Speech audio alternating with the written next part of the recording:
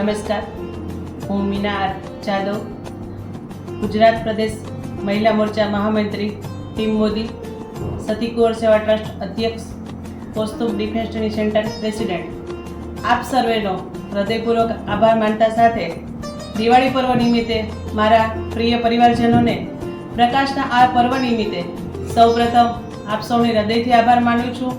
આપ સૌના શ્રમ, સમર્પણ અને અમારા પ્રત્યેના લાગણીસભર જોડાણના કારણે જ આપણે આજે પ્રગતિના નવા શિખરો સર કરી રહ્યા છે. એ પ્રગતિના શિખરો સમ અમારું નવું સોપાન નવરંગ રેસ્ટોરન્ટ, ગીર કેસરી, ડાયટોલ પ્લાઝા વેરાળ દિવાળીમાં મેં શુભારંભ કર્યો છે.